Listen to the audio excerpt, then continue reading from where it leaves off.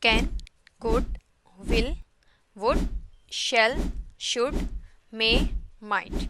When to use them and where? Confusing?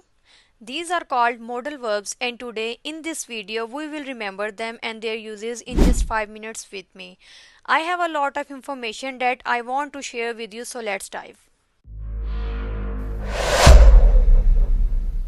In technical terms, modal verbs are auxiliary verbs that shows ability, advice, permission, possibility and necessity. There are 9 modal verbs and some extras which I'm gonna be talking about at the end of my video, but let me show you some examples and then you will understand easily.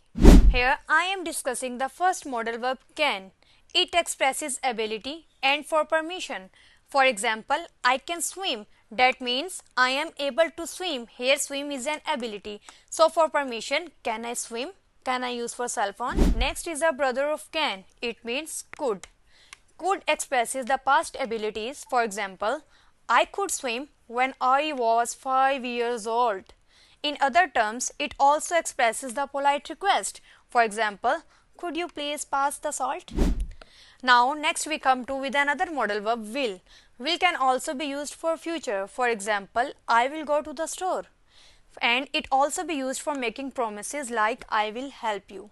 So the next modal verb is conditional. It can also be used to express condition. For example, I would go if I had time.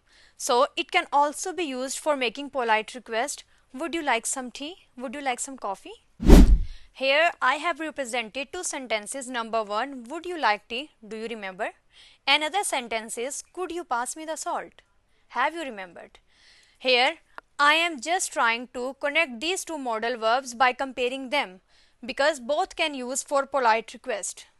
Next we have shall on the list. This is used for offering suggestion. For example, shall we dance? And we can also use it for determination. We shall overcome some days.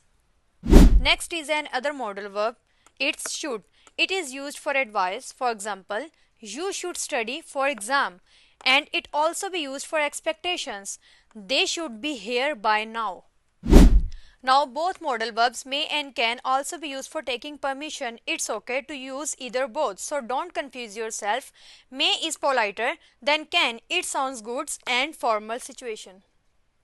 This modal verb is very interesting. It also be used with lesser possibility. For example, it might rain but I doubt it. And it can also be used for giving suggestion to someone. For example, you might try the cake. And lastly, we come to the modal verb must. It can also be used for showing the necessity of something. For example, I must finish this video. And it also used for giving a strong advice to someone. For example, you must see that movie. So generally, these are the modal verbs which we have discussed today. If you get any information from this video, so don't try to forget like, share and subscribe my channel. And if you want any question, so go and write in a comment section.